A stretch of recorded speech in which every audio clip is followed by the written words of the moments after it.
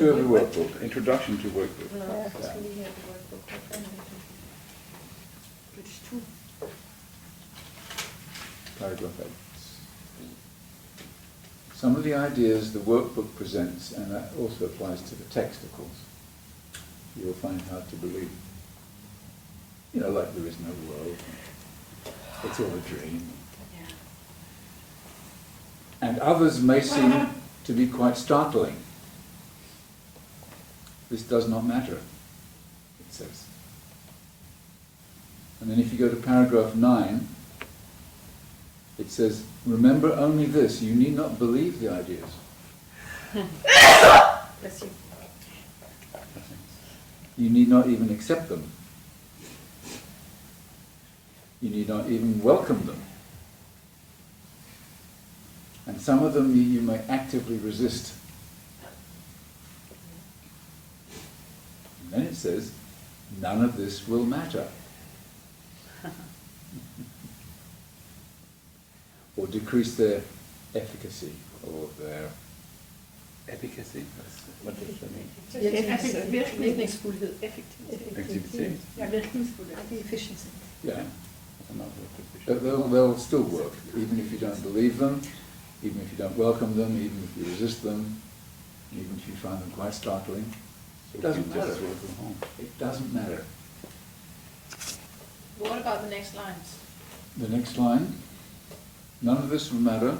Do not allow yourself to make exceptions in applying the ideas the workbook contains, and whatever your reactions to the ideas may be, use them.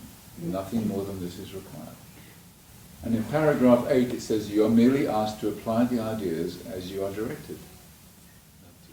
You are not asked to judge them at all, you are asked only to use them.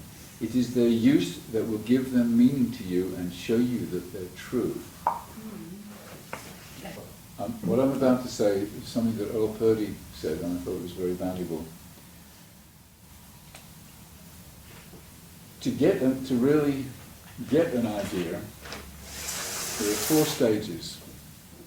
First of all is you repeat an idea, a bit like an affirmation. And that's why many of the lessons you're asked to do on the hour, every hour. So you repeat an idea until you begin to accept it, at least intellectually. But only begin to accept it. And then you keep repeating, and then you accept it, at least intellectually. And that's a very big step.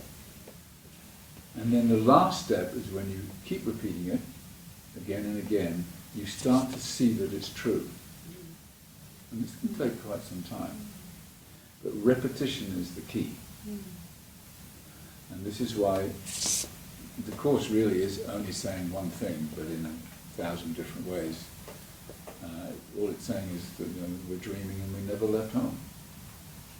And that this is not a home, even though it might feel like it. But when you say that, you don't mean keep doing the same lesson until you remember it. Well, every lesson actually is saying the same thing. So it's okay. You're just getting it in different forms. Absolutely. And so, this is why we do a 1-year course 3 times, because it's about repetition. And each weekend, you were wondering what the theme was. It actually doesn't matter, because we're saying the same thing, giving it a theme name, which is actually irrelevant, but our ego likes, when I make a brochure, I try to make it look attractive so people come in the door.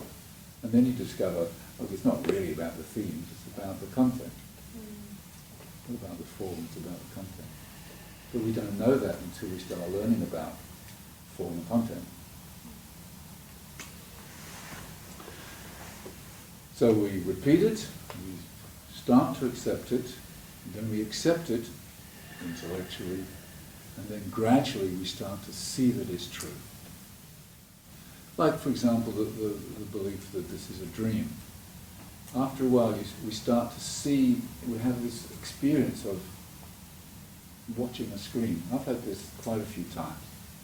When really that watching a screen floating past me, floating in front of me. And it happens more and more.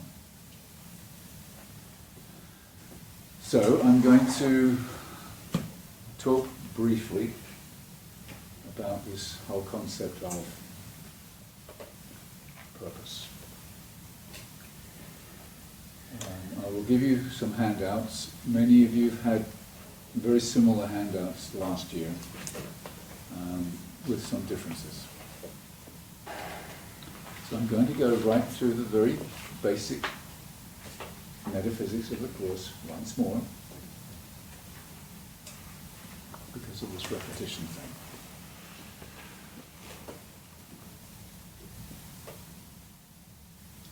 I'm here because I think I've sinned by separating from God.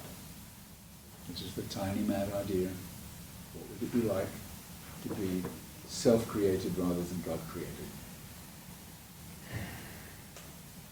Apparently it never really happened, but we're dreaming that it did, and took it seriously. And took it so seriously that we thought we had sinned, and that we have pushed God away, even killed God in our minds. And this is very hidden, but we need to understand this metaphysics in order to understand why the world is the way it is. And right after sin, of course, comes the guilt. The guilt of pushing God away and killing God. And then right after that comes the fear of being punished by God for this terrible sin that we think we've created.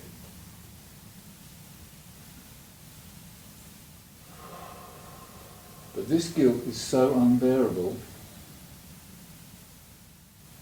that the ego, which is the son of God's creation, the ego thought system is our creation, you could say.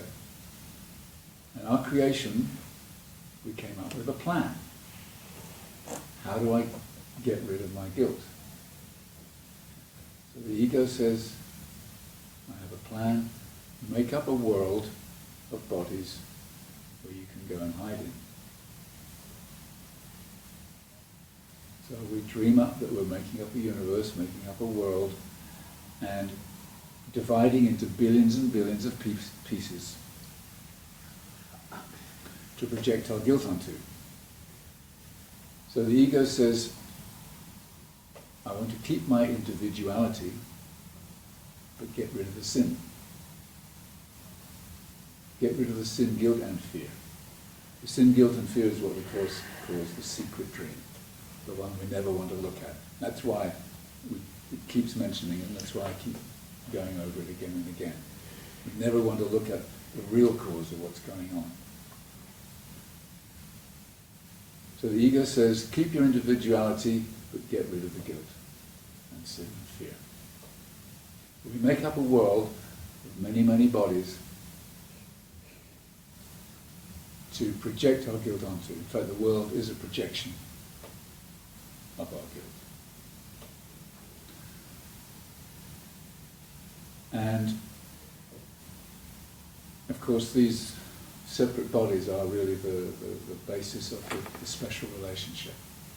So we have special relationships with all these other separated pieces, whether they're bodies or plants or stones or pieces of paper, it doesn't really matter what it is.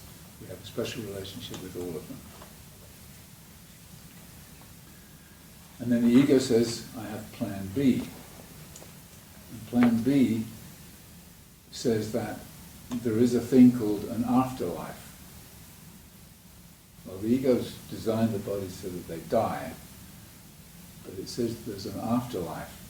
And if you can find enough bad guys out there and you become the innocent victim, God will see you as the innocent one and send you to heaven and send all the others to hell. And this is what all religions have been about. You know, one religion killing off all the bad guys, whether it's the Jews or the Christians or whatever. If we can find enough bad guys, kill them off, God will send us to heaven and send them to hell. And this is the ego's plan B. So if I can blame you for my fear, then I never get to look at my own guilt. So I'm here to be the innocent victim, and everyone else is the bad guy. What better way to prove this than to be born as a helpless baby? You listening to this, Kathleen? Yeah. What better way to prove that I'm an innocent victim than to be incredibly vulnerable and helpless like a baby? And as we learned on the birth meeting, that I see it as we stamp in our guilt into our body by coming out, hurting our mother with our head, and then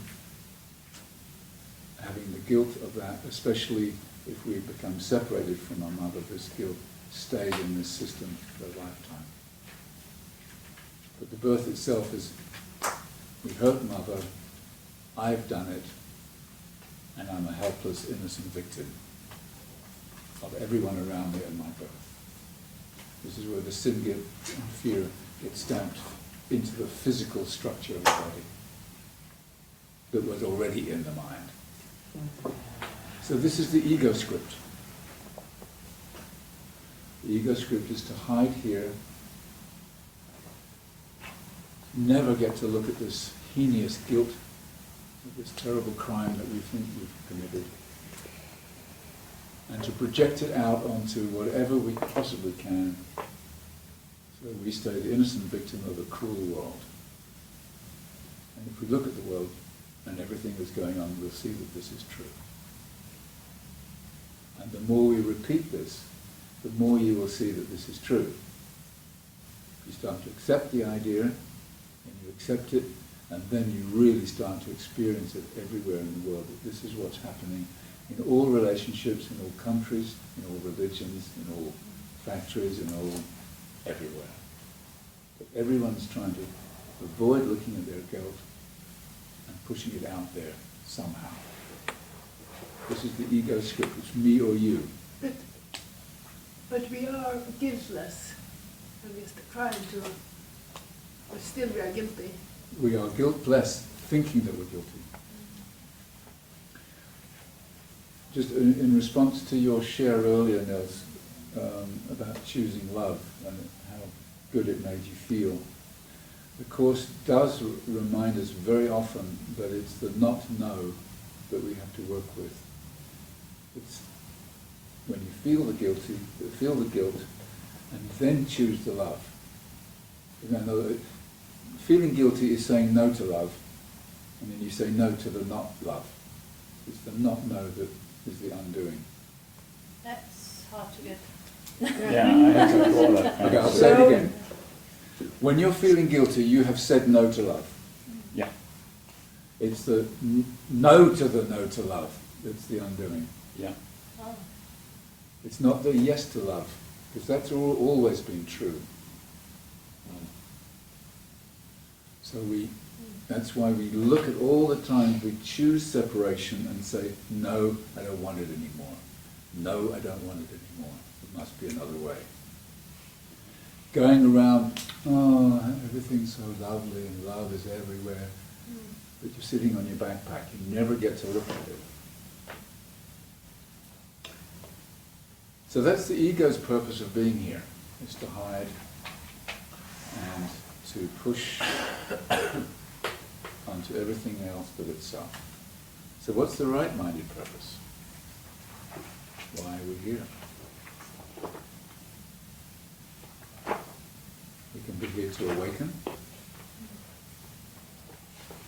to learn that I'm doing this to myself and that I'm choosing all of it. I'm here to get back to my mind and choose again. I think somewhere in the Course it says that where we think we are, we actually need others in order to awaken. Need other bodies. At the level where the mind is, or this split mind, we need other bodies in order to awaken. So if we don't awaken in this life, what happens then? Do we come back in another life? Yeah. Is that certain? according to the course? Yeah. Okay, because I thought there was some doubt about it, about reincarnation. Well, Continue. okay, actually there was a couple of sections I could read, and that's one of them. In the manual, page 60, paragraph 1, it says, is reincarnation so? And it says, in the ultimate sense, reincarnation is impossible, as if there is no world. There is no past or future, and the idea of birth into a body has no meaning either once or many times. And here we are focusing a lot on birth. Yeah. Reincarnation cannot then be true in any real sense. Our only question should be, is the concept helpful? And helpful to what? I think to the awakening. And that depends, of course, on what it's used for. But it's also necessary for the awakening. If this concept is used to strengthen the recognition of the eternal nature of life, it is helpful indeed. The world was made as an attack on God, because we push God away. It symbolizes fear, the world, and what is fear except love's absence? So again, there's this thing that all we've done is push love away. Thus the world was meant to be a place where God could enter not, and where his Son could be apart from him. So we've deliberately made up this world so that we would never experience God here, with all the distractions of all our special relationships to keep us totally mindless. The acceptance of guilt into the mind of God's Son was the beginning of the separation. The world you see is the delusional system of those made mad by guilt. Look carefully at the world and you will realize that this is so. Start reading newspapers and listen to news bulletins, you'll see that this is exactly what's going on here. The world you the world you seem to live in is not home to you. And somewhere in your mind you know that this is true. That's what it says. I'm just quoting. Yeah, in Christianity, doesn't really ask the question, what is it for? But it does say that God made the world and is active in its history. We are told that if we have faith in Jesus and God, we will eventually become pure and free of sin as God originally intended us to be. We have to be good people, in other words, behave in a certain way, and repent for our sins, and God will forgive us and then regenerate us. There's also a belief that God has sent us here to experience himself and for us to learn. God experiencing himself here. But the Course in Miracles tells us that God doesn't even know that we're here. And that we made the world as a hiding place for the enormous guilt of separating from God. I don't understand why God doesn't know. Well, if it's a dream, if it's not actually happening. Why doesn't God know our dreams? Well, do you know if your child was asleep at night and moving around, obviously would you know what his dream is? But I don't compare myself with God. Ah, that's your problem. Yeah, maybe so. Yeah. We are the same as God, infinitely created. Okay. It says the world and the body was made as a huge distraction to keep us mindless so that we would never get back to the part of the mind that chose separation in the first place and choose again. It tells us also that in order to awaken from this dream that we've created, we have to change the purpose of the world and our lives and use it as a classroom. The paradox is that once we really get this message, we become a lot happier here, even in the world. And things flow to us much more easily. The right-minded purpose. There is a way of living in the world that is not here, although it seems to be. Many have chosen to renounce the world while still believing that it's real. Becoming a monk, something like that. And they have suffered from a sense of loss. Others have chosen nothing but the world. And they have suffered from a sense of loss still deeper. Thinking that that's all there is. But between these paths there is another road that leads away from loss of every kind. For sacrifice and deprivation both are quickly left behind. And this is the road that we're following through forgiveness.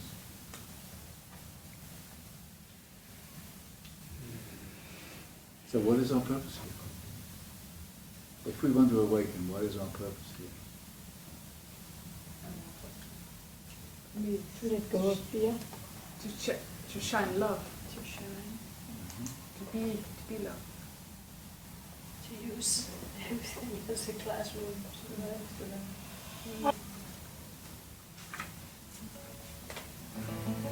And the tool that the Course in Miracles calls, the means for doing that is called forgiveness. Yes. So I've written a little song just for this. And it's very repetitive, so as soon as you get it, just join in. Forgiving is my function here. Forgiving is my function here. Forgiving is my function here. All I have to do is let go of fear.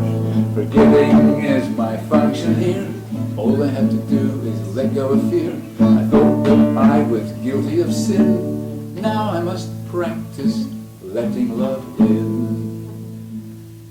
Forgiving is my function here. Forgiving, please join in. Forgiving is my function here. Forgiving is my function here. All I have to do is let go of fear. Forgiving is my function here. All I have to do is let go of fear. I thought that I was guilty of sin. Now I must practice letting love in.